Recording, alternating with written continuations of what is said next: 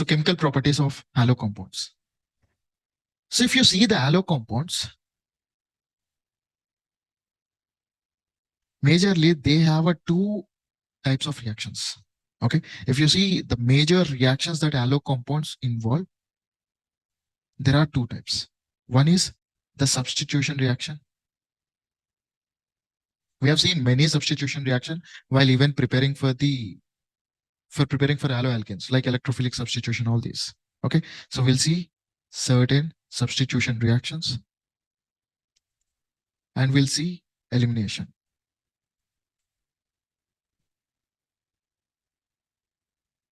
So in substitution, we will see the nucleophilic substitution, especially.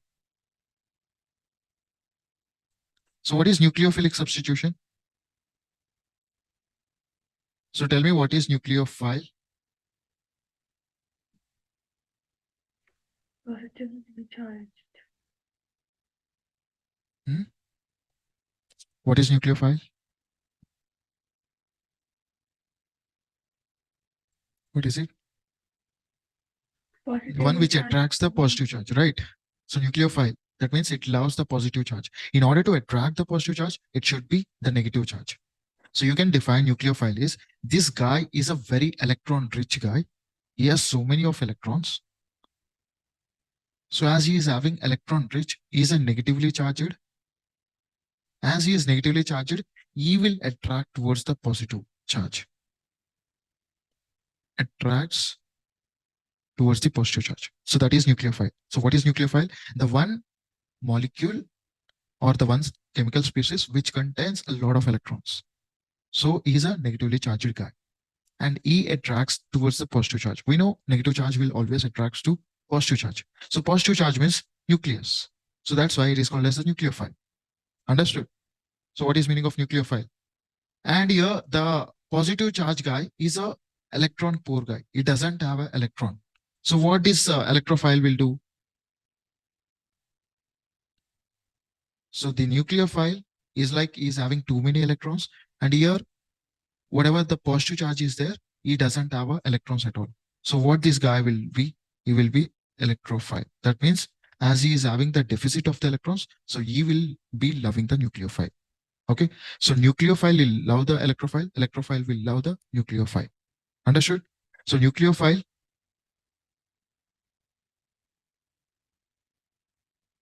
if I need to write the difference of electrophile and nucleophile, I can write this way. So first one, let's take electrophile and then nucleophile.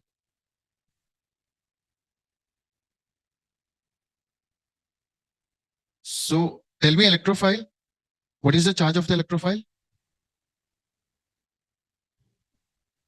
What is the charge of this? Positive. Huh? It is a positive. It has positive charge.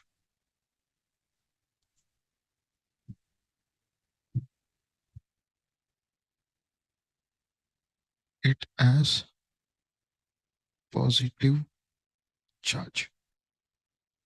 What about nucleophile? As negative charge. It has negative charge. So he attracts to Negative. He attracts to negative. So as he is attracting to negative, can I say he attracts to a nucleophile? Yes. And this guy, he attracts to Positive. positive. So I can say he will like the electrophile. And tell me, does he have electrons? The electrophile. Yes. He's a positive charge. So does he have electrons? Many electrons? Or is an electrons deficit guy? Electron deficient. Yeah. See, is a positive charge. Positive charge, when you will get positive charge, when you will be having less number of electrons. If you are having more number of electrons, you will be having negative charge. So he has electron deficit. Whereas here, he has more number of electrons. So now what this nucleophile will do, this nucleophile is having so many electrons. So he will go towards the electrophile and he will lure him. Okay, he will attract him. Hey, I have so many electrons, you can bind with me, I will give my electrons to you. So that's how he will he will convince this guy. Okay, so he will lure this guy. So remember, your electrophile is a positive charge and he will attract the nucleophile, the negatively charged. And here this guy is having very less number of electrons, whereas a nucleophile is a negative charged. So he will be attracted towards the electrophile and he is having more number of electrons. Is that clear? Yes, sir. Yes, sir. Okay.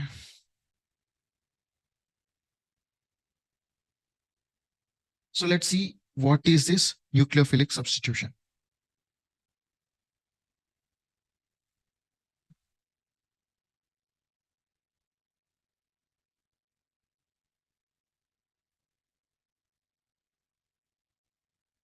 So you can say from this, you can say the word nucleophile. Nucleophile means replacement of an atom by another atom, okay, which is another better nucleophile. So this entire reaction, we can call it as the nucleophilic substitution. What is meaning of substitution? You are replacing someone else. And what you are replacing here? You are replacing the nucleophile. Okay. So you can say this, the replacement of any atom or any group of molecules or group of atoms where you will be substituting with another nucleophile. Understood? So here we are substituting the nucleophile. So this reaction is called as nucleophilic substitution. And where does this happen? This nucleophilic substitution generally takes place on the sp3 hybridized carbon. Remember this. So what is meaning of sp3 hybridized carbon? The carbon which is having all single bonds, not a double bond. If you are having double bond, it is sp2. If you are having triple bond, it will be sp. So here, most of the nucleophilic substitution will happen on the sp3 carbon. It takes place on sp3 carbon. Remember this. Okay. So could I repeat that point again? Like sp2 is. See, if a carbon is having all single bonds, it's a sp3. If carbon is having double bond, then it is sp2. If carbon is having triple bond, then it is sp. Wherever if you see the triple bond, it's a sp bonding. If it is double bond, it's sp2. Okay. So it happens on the carbon where it is having only the single bonds. Okay, sir. Okay. So how does this reaction takes place? First, suppose you take a R with a leaving group. When it reacts with a nucleophile, so this nucleophile will replace this leaving group. That's why it is called as nucleophilic substitution. That means whatever this Nu minus is there, it will replace this leaving group. So it will turn out to be RNu plus leaving group. So why this Nu minus is replacing? Because this Lg is a very weak nucleophile compared to this. So this guy will replace this guy. Okay. So remember here Lg means it's a leaving group.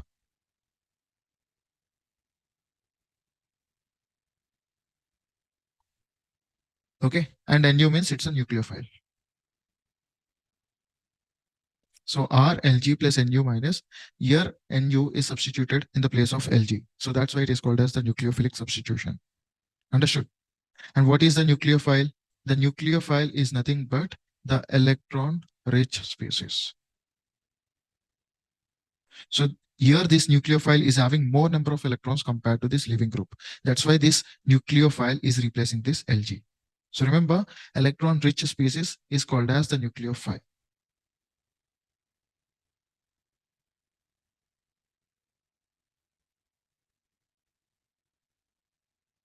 Understood?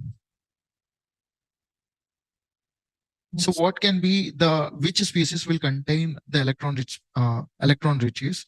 Mostly the Lewis base. So remember, mostly the Lewis base contains the electron rich species. So as they are electron rich species, most of them are negatively charged. Okay. So they are negatively charged, or few of them are just not neutral as well. Like you can take the water molecule. Water molecule is neutral. Though it contains many electrons, still it is neutral. But most of the electron-rich species are negatively charged. Okay, so write down the examples of these nucleophiles. So the examples like Cn minus, OH minus, Br minus, I minus, ammonia, water, etc. Okay, these are the few examples of Lewis space. So let's see what are the different types of nucleophiles are present. So first one is, this is a normal nucleophile where only in this group of atoms, only one will be acting like a nucleophile. For suppose here N is acting like a nucleophile, here H is acting like a nucleophile, or O is acting like a nucleophile. This combination acting like a nucleophile. Bromine is acting like a nucleophile. But there are another type of nucleophile is present where when two or more atoms are present within the molecule, then more than one atom will act like a nucleophile in this. Okay. First, suppose you take this example. So let's say the carbon triple bonded with nitrogen. And if you see here, the carbon contains one lone pair, and here nitrogen also contains one lone pair. But if you see, the carbon has to bond 4, but here it is only having 3. So here the carbon is having negatively charged, whereas here it is neutral charged. So this is neutral charged, this is negatively charged. Okay. And if you see here the carbon acts like a nucleophile as well as the nitrogen acts like a nucleophile. So there are two atoms within the same molecule that is acting like a nucleophile. So such kind of molecules, we call it as the ambident nucleophiles. Understood? What is meaning of ambident nucleophile? So when there are more than one or two nucleophiles present within the molecule, then we call them as ambident nucleophile. Okay. So remember, some nucleophiles have a pair of electrons on each of them. On each of them, you can say like 2 or more atoms. So such nucleophiles, we call it as ambident nucleophiles. So here you can see the carbon and nitrogen is the best example here. Okay. So here I'm not there are two understanding. Nitya. Sure, I'm not understanding this ambident nucleus. Okay. So generally, if you see here, what's happening here? There's only one nucleophile. That means this entire we are taking like a nucleophile. Okay, this is only one unit. Here OH minus, it's only one unit that acts like a nucleophile. That is oxygen. Okay. Here nitrogen acts like a nucleophile. Here bromine itself, iodine itself. Here again nitrogen acts like a nucleophile. Here oxygen acts like a nucleophile. So in all these, only one atom is acting like a nucleophile. If there are one present or two present or three present or many combined together and they are present, but still only one will be acting like a nucleophile. Okay. And what is nucleophile? It's a negatively charged, which attracts the positive electrophile. Okay. Which has more number of electrons. So here you can see carbon is having more number of electrons, oxygen, bromine, iodine, oxygen. But if you see here, I mean, here I gave Cn minus as an example for nucleophile, but this specifically comes under ambident nucleophile. So what is ambident nucleophile? Means there are two centers where nucleophile attack can happen, or you can say two attacking sites. Okay. So here carbon can attack, nitrogen can attack. Okay. So nucleophiles which have two attacking sites, one negatively charged and the other one is neutrally charged, they are known as the ambident nucleophile. You can also remember this way. So some nucleophiles, they have a pair of electrons on each of them, because nucleophile means what? It should contain an electron density. It should contain good number of electrons on it. If it is contains good number of electrons on it, then it will be negatively charged, so it can attract the positive charge. If it doesn't contain electrons itself, then how can it attract the positive charge? So some nucleophiles, they should contain a pair of electrons on them. That's the main criteria to be a nucleophile. But what happens here is there are more than one which acts like a nucleophile within the same molecule, within the same chemical species. For suppose here you take Cn minus. Here N is neutral, but carbon is negatively charged. But here both the carbon and nitrogen, both are attacking group. Both will attack the electrophile. So this carbon is a nucleophile, this nitrogen is a nucleophile. This nitrogen can attack the electrophile, this carbon can attack the electrophile. So there are two places within the one molecule. So such type of nucleophile, we call it as ambivalent nucleophile. Understood? Nitya? Yes, sir. Still any doubt? No, sir. Okay. Is it clear for everyone? So Yes, see sir. here, you can write this one definition. So nucleophiles which have two attacking sites. You can see here carbon and nitrogen. So in that, one is negatively charged,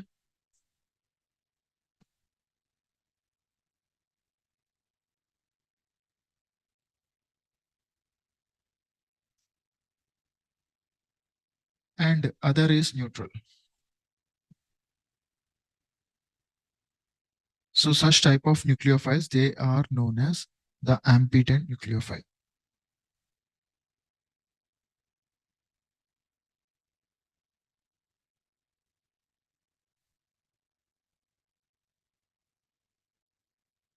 Understood?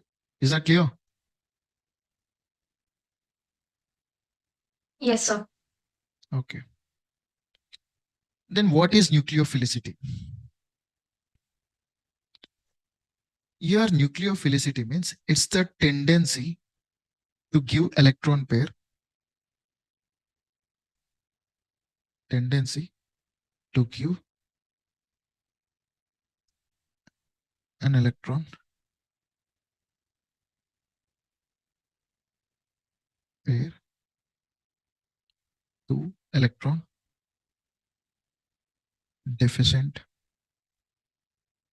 atom. Okay. So what is nucleophilicity? It's nothing but the having the power of nucleophile. It's called as nucleophilicity. So what does the nucleophile will do? It is containing the electrons. That electrons it will give to the electrophile, who is electron deficient atom. Okay. Here electron deficient atom means it's nothing but electrophile. So the tendency to give an electron pair to electron deficient atom is called as electrophile. So whom we will call as donor, the one who is having the ability to donate. The same way, the one who has the ability to donate the electrons, that tendency is called as nucleophilicity. Understood? So not everyone are same donors. Each one will be having different power of donating. The same way, not all are same power of nucleophilicity. Some can donate only one, some can donate two, some can donate three. So based on that, the nucleophilicity changes. Understood? Yes, Is that sir. clear? Yes, sir. So once we'll see the example here. So for suppose you see there's a benzene that is attached to ONJ and OCS2.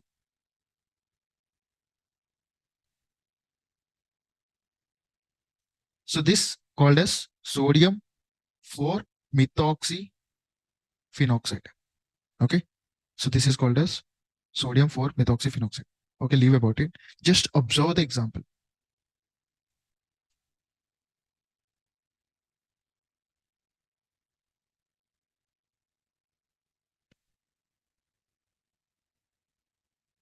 So if you see ONJ, ONJ is common here. But if you see the down part, here it is OCH2 and here it is NO2. So because of presence of this NO2 and OCH2, the sign has changed. The nucleophilicity has changed. Why? First, suppose if you see this name is called the sodium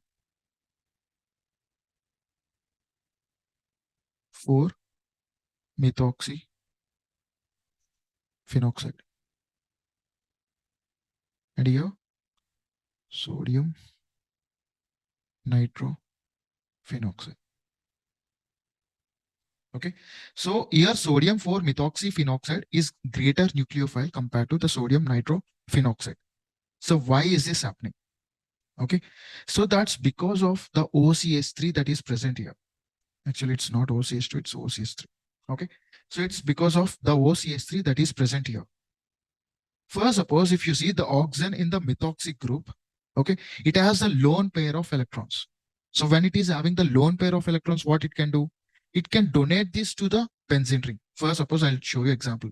So you see here, so this is the benzene ring, and in this benzene ring, we have a double bond.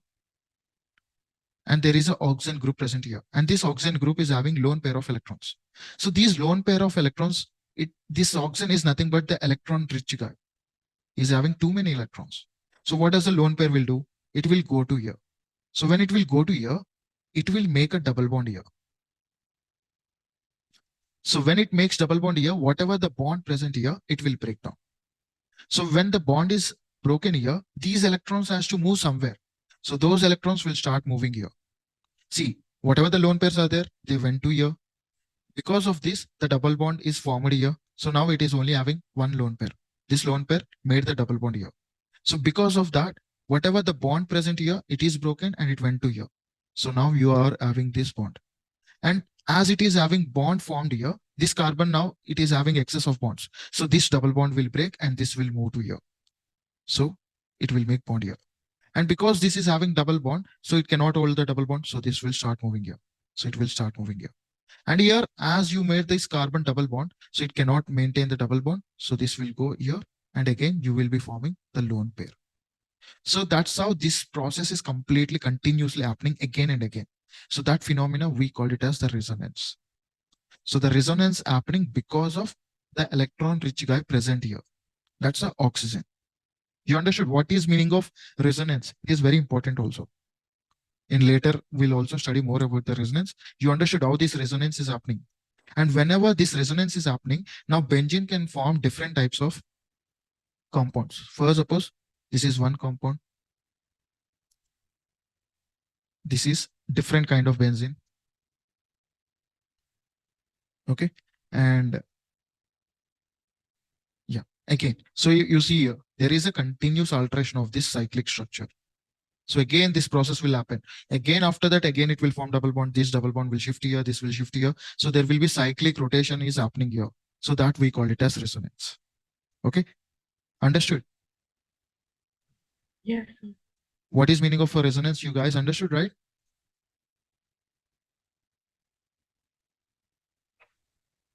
Yes, sir. Okay.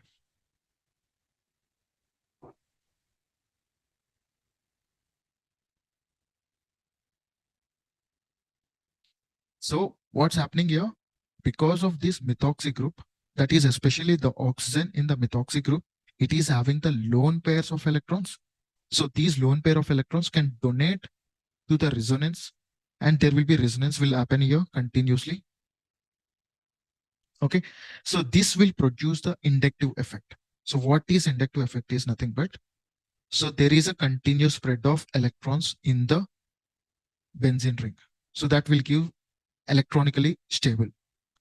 Okay, let's leave about the inductive effect. So because of this resonance, this OCS3 is stronger nucleophile compared to the NO2.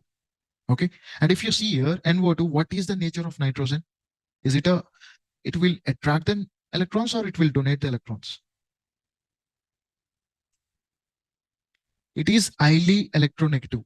That means it will try to withdraw the electrons as much as possible. First, suppose when it is attached to the benzene ring, it will not give the electrons to benzene ring. Instead, whatever the resonating electrons are present within the benzene, the double bond, it will try to pull those electrons towards it. This guy is like so miser guy. He always want to take. He doesn't want to give. Whereas here, oxygen want to give. So that's why here oxygen is a nucleophilicity is very high compared to NO2. Is that clear? Yes, sir. Yeah. So that's why here sodium 4-methoxyphenoxide is having greater nucleophilicity compared to the sodium nitrophenoxide. Okay. So you can write this way. So OCH3 methoxy group.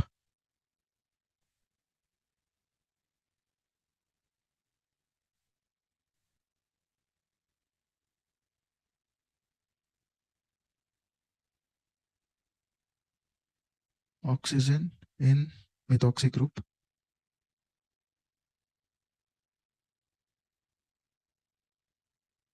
Yes, lone pair of electrons.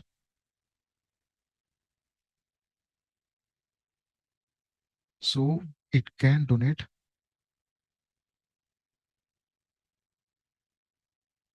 and produce resonance.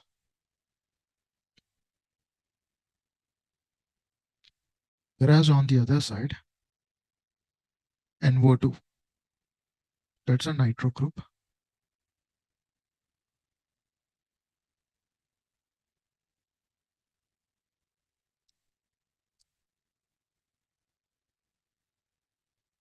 Nitrogen or NO2 group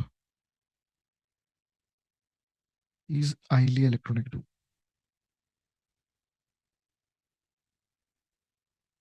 And withdraw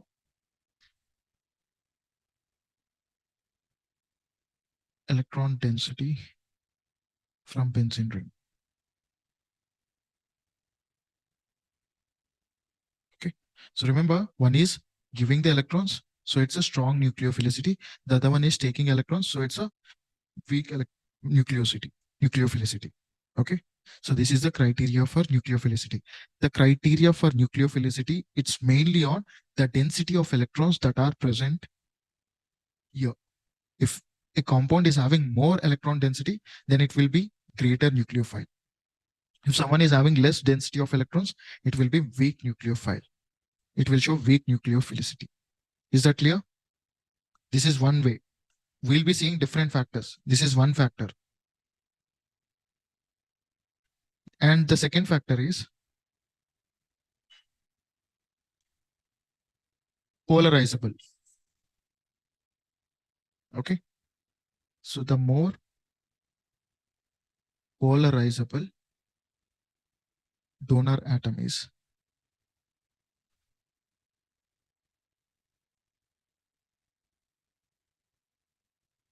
the better nucleophile. So remember this. So whenever, if some atom is more polarizable, then it will become better nucleophile. Yesterday we talked what is meaning of polarizable, the one which can convert into the positive and negative ions. In order to convert into the positive and negative ions, the size of the atom should increase. If the size of the atom is big, then it can easily turn into the positive and negative ion. Okay. So size that we saw yesterday. So size of donor atom, if it is more, then this will also increase the nucleophilicity. So remember this.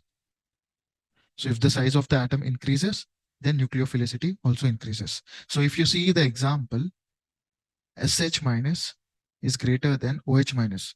If you see S and O both belongs to same group. Yes or no? So what is the electronic configuration here? 2, 8, 6. And what about here? 2, 6. So if you see the outermost configuration, both are having 6 electrons. So S and O belongs to the same group. But O is less nucleophilic compared to the S because S is bigger in size. So the size of donor atom increases, nucleophilicity increases. Okay. So nucleophilicity means what? The species that has the capability to donate the pair of electrons to the electrophile. Remember this thing. Okay. So this is the second factor that can influence the nucleophilicity. And there is a third factor, which is periodicity. So let's see the example. So CS3 minus, NH2 minus, OH minus, F minus. So are they belong to same period? Carbon, nitrogen, oxygen, fluorine. Yes or no? They belong to same period. Whereas here, sulfur, oxygen belong to same group in the periodic classification. So if you see here, carbon is towards the left side of the periodic table, fluorine is towards the right side of the periodic table. And we know as we go towards the right of the periodic table, then the electronegativity increases. Yes or no? So this guy is higher electronegative. So if it is higher electronegative, what happened? So we saw here, if someone is higher electronegative means is so greedy. So here this guy doesn't want to give the electrons. Instead, he want to take the electrons. Okay. So F minus is highly electronegative and he holds the electrons very tightly. He doesn't want to give the electrons to anyone. He doesn't want to donate the electrons to anyone. is so measured. Whereas here, it is having very less electronegativity. He is like a Ratan Tata. He can donate the electrons to anyone. But here, he is like Ambani. He doesn't want to lose the money. So you can refer like that. So remember, this guy is less electronegative. Whereas here, he is a strong electronegative. So he doesn't want to donate electron.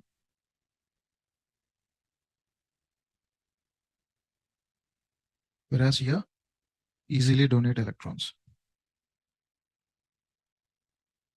So remember this. Understood? So how does it influence the periodicity? So along the period, the nucleophilicity decreases. Remember this.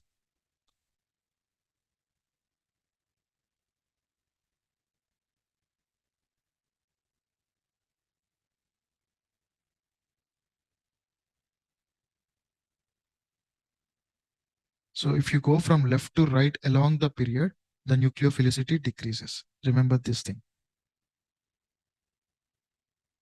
So next one. So we talked about the periodicity. Let's see about the group. How does it will influence? So down the group. So if you go in the periodic table from top to bottom, the nucleophilicity increases. Remember this. When you go from top to bottom, the nucleophilicity increases. The best example you can take this.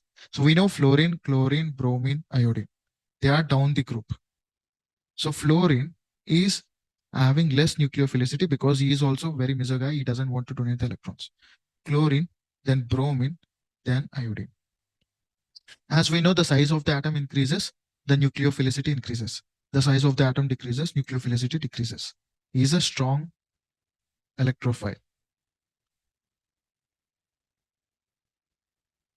Okay, or you can say is a strong electronegative atom. Whereas here is a weak electronegative atom. So this guy is less willing to donate.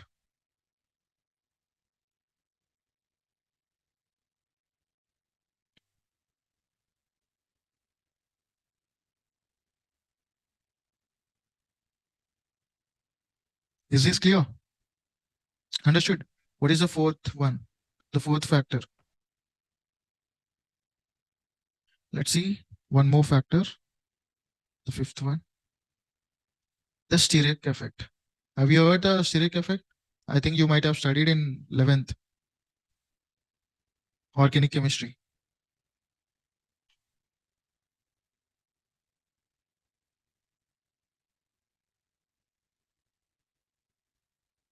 Studied or not? Steric effect. So I don't remember, sir. Okay, guys, no problem. Sir, I guess we have studied, but I don't remember what it is. Fine. Don't forget again. So remember, what is meaning of steric effect? For suppose, let's take an example. So CS3, C, CS3, CH3, O minus.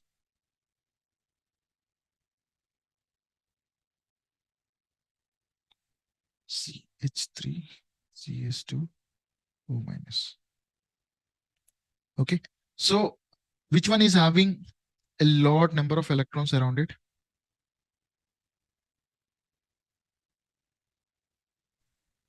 So which one is that? A left one is having lot number of electrons or the right? I mean, lot number of groups around it or the right one? Left one. Left one. So what is steric effect is? So whenever you see a bulky group around a nucleophile or an electrophile, okay, that will provide a physical obstruction. For suppose here the central atom is C or O. Let's take O. In order to reach the O, we have so many obstructions here. Okay, so due to these presence of these physical obstructions, it is making very difficulty for the nucleophile to approach the electrophile. Okay, you understood what is meaning of steric effect? That means presence of the crowdy nature around it. It is providing the physical obstruction in order to the nucleophile going to electrophile or electrophile going to nucleophile. Okay. Whereas here it is having very least obstruction. So here my nucleophile can easily go, or my electrophile can easily come in contact with the nucleophile. So the burden of this physical obstruction due to the surrounding of the lot number of people around it, or lot number of uh, electrons, a lot number of atoms around it. So that's called as the steric hindrance or steric effect. Okay. So remember, what is meaning of steric hindrance? It can also called as steric hindrance.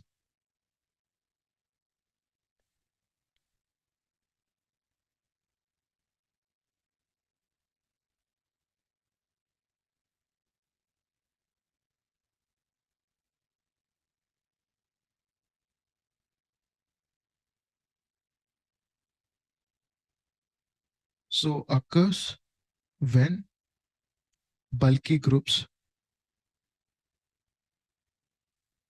around nucleophile or electrophile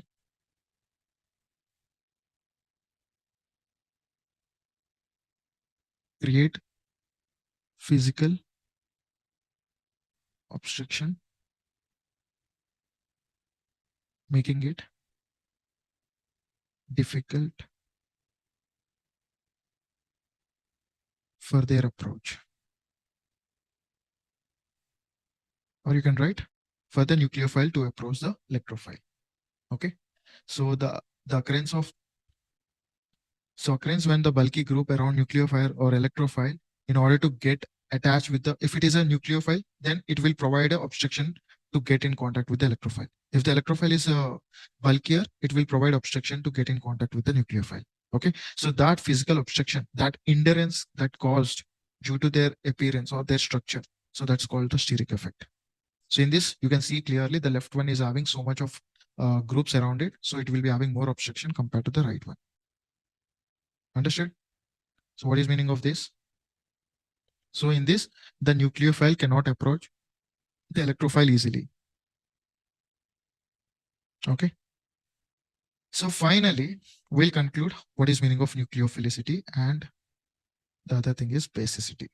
So remember, these are all the same thing, but yeah, the words might confuse you. So nucleophilicity and basicity.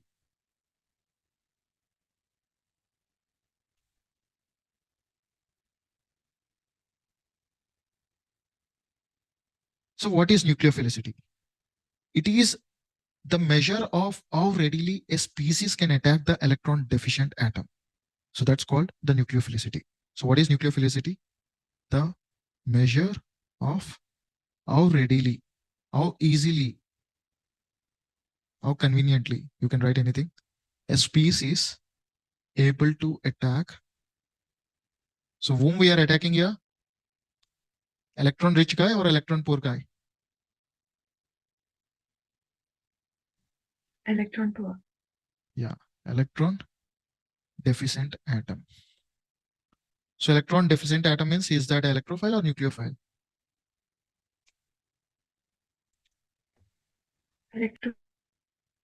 Electrophile. Yeah. So, or you can also just remember like this. It's the ability to donate the pair of electrons, in simple words. Okay.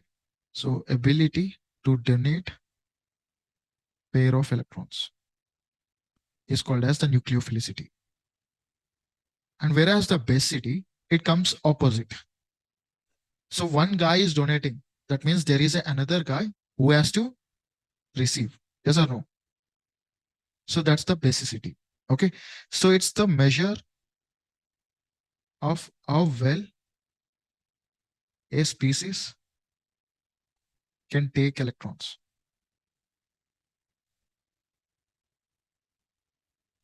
or accept protons readily.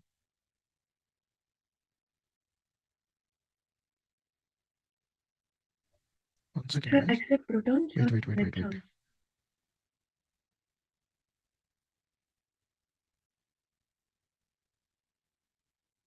One second.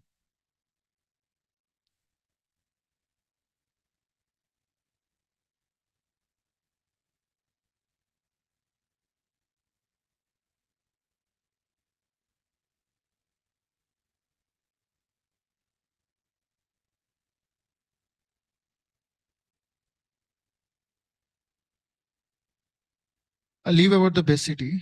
I think I wrote in my book, but it's somewhat confusing.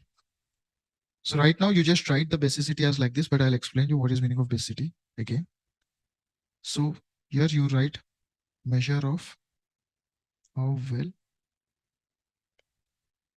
a species abstract a proton.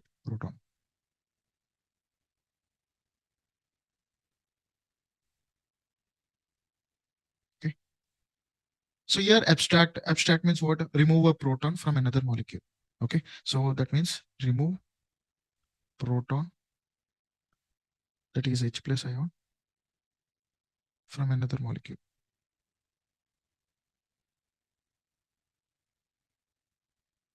Okay. So what we call basicity means, you remember this. I'll explain you in detail what is meaning of basicity. Just there's a small thing incorrect I wrote here. So measure of how well a species abstract a proton or remove proton from another molecule, we call it as the basicity. Okay. So remember this.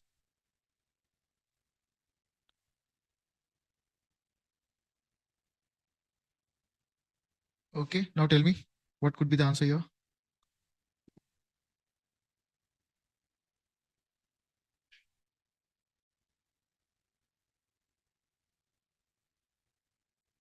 The most reactive nucleophile among the following is.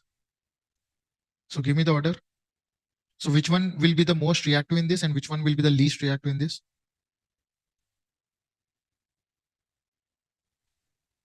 So will option D be least reactive? Option B or D? D. Option D is Least, least reactive. reactive. Okay. Is Okay. it Okay. A? Leave about okay. First of all, leave about the B option. Okay. Because B is a benzene, so you are confusing. So first, tell me in A, C, and D. Is it A? Out of A, C, D, which one is the most reactive? Leave about the B, because B is a aromatic. Remaining all are aliphatic. So which one comes first? We talked, right? Where is this? Sir, A, sir. It's A. Yeah, it is A.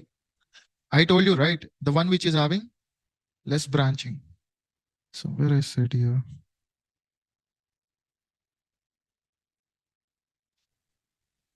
So the steric effect. Okay, okay, yeah. So you can see here, yeah, steric entrance, I told you, na, there's a CS3O minus. So it's having less number of atoms surrounding it. So it will be the most reactive. So my A is correct, the first answer. So what will come the second reactive? So see here, here the Option. carbon is attached B. with 3 carbons. Here it is attached with 2 carbons. So which one will come first?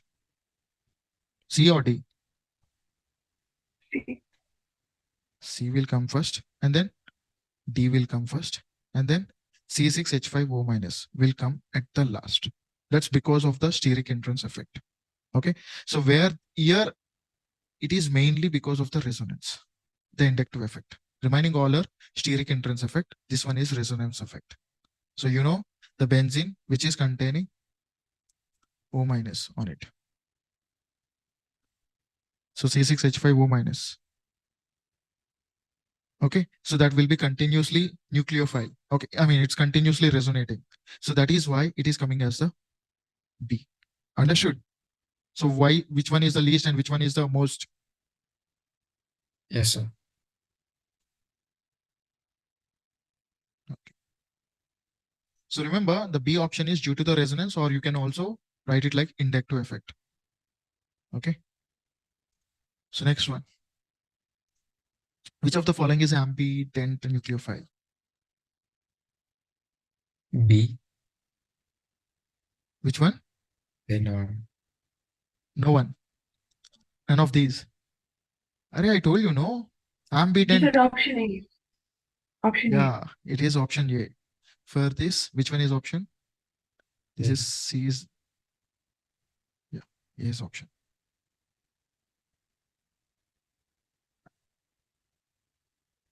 Okay. So here NO2 minus is the ambident nucleophile. So if you see the nitrogen and oxygen, both will be acts like a electron donating group. They have a good number of electrons. Nitrogen is having lone pair of electrons. Oxygen is also having lone pair of electrons. As both of these atoms are having lone pair of atoms, lone pair of electrons, both acts like an ambitant. Okay. So both nitrogen and oxygen has lone pair of electrons. So they have the capability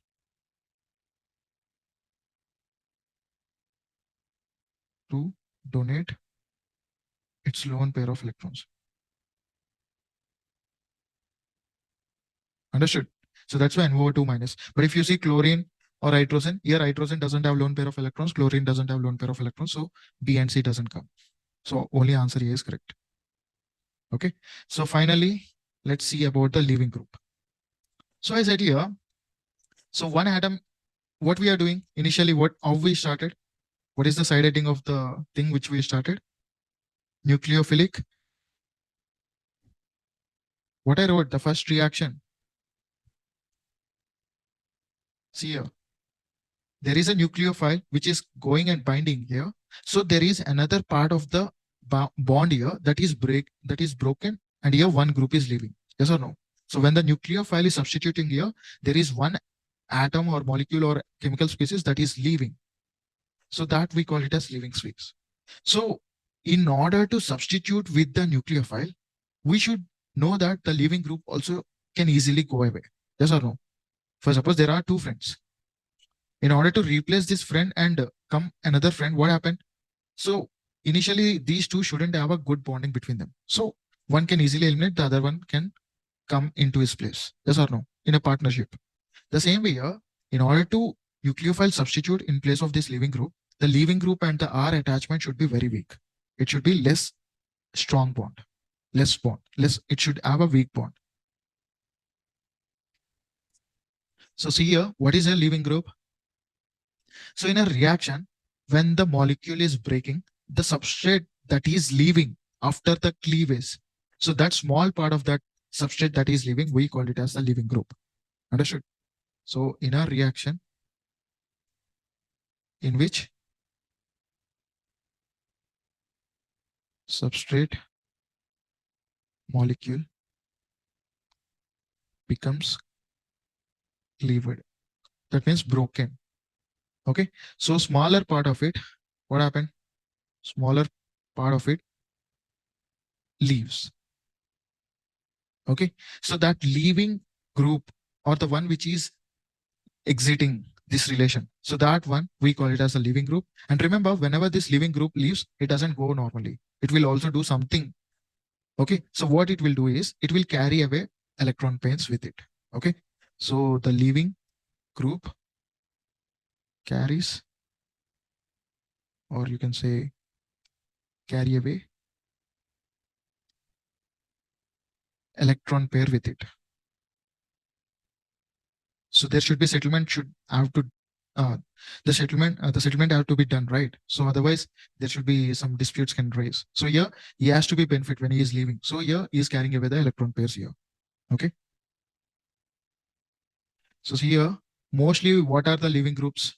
The weaker bases are good leaving groups. Remember this. The weaker bases are good leaving groups.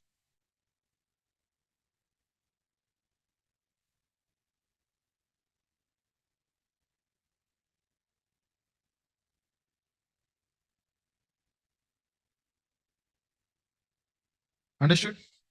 So what is meaning of leaving group means? And remember one more thing, in order to be a good leaving group, it should contain a larger size. Okay. So why it should contain a larger size? Because if you see here, the last point, so when it is leaving, it is also carrying the electron pair with it. Okay. That means you are carrying a negative charge with you. You should also able to balance that negative charge with you. If you are a small particle, if you are a small atom, you cannot hold that negative charge with you because you are carrying 2 electrons with you. Means it's a very negative charge you are carrying. That means you are highly reactive. If you are highly reactive means very less stable. Remember, whenever a species is too much reactive, that means it is very least stable. Whenever it is having least reactive, that means it is very highly stable. Or you can say in other words, whenever if the atom is having too much of energy in terms of electrons, then it is very less stable. If it is having less energy, then it becomes more stable. That's why atoms always lose energy electrons in order to gain the stability. But this guy is taking the electrons with him. That means he should be very stable enough. In order to be very stable enough, he should be big in size, not a small in size. If he is a small in size, he cannot accommodate the electrons in it. If he is big in size, he can place the electrons in such a way that it doesn't show any charges here. Okay. So you understood this? So in order to accommodate this negative charge, this guy should be big enough. Okay. So remember this. Large ion with a lot of space for negative charge. So that negative charge cannot be concentrated in one place. It should be spread out so that you can decrease the balance. You can balance all the charge, because at the center we know all the positive charge is present. If you are placing all the negative charge, that could bring the change in the shape of the atom.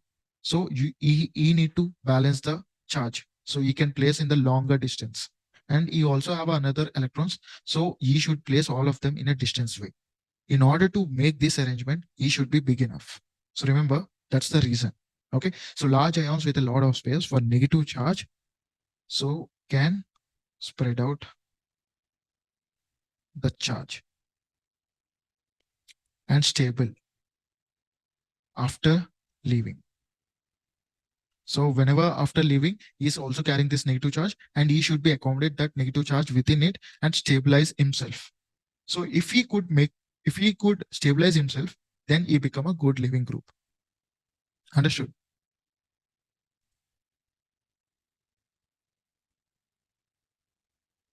And one more thing here, the carbon. Okay, we'll see here. So see here, I'll write few of the examples.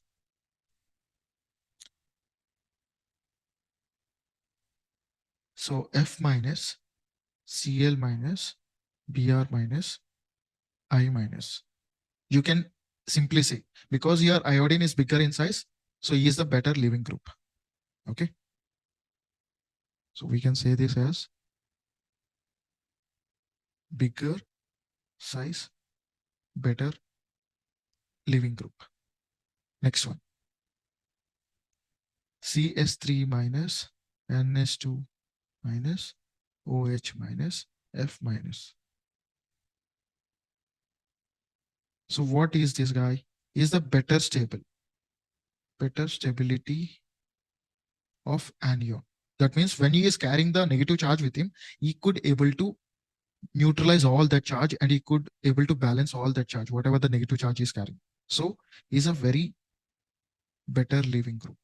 So here in that case, fluorine, we know he can accommodate how many electrons, because we know fluorine is a strongly electronegative group compared to any other. So that's why he is a very stable guy. RCOO minus, PHO minus, HO minus, RO minus. So in this, if you see here RCOO minus, he can have this resonance. Okay. So whereas if you come towards the right, the resonance will be decreases. So more stable by resonance. So he is a better living group. So remember, these are the three different conditions where any atom can be a better living group. One is it should be based on the size, how he handles the negative charge. Third one, whether he is showing the resonance or not. Because if he is showing the resonance, remember always, if an atom is showing resonance, means it will be the stable atom. It will show the stability. Understood? Is that clear? Any doubts?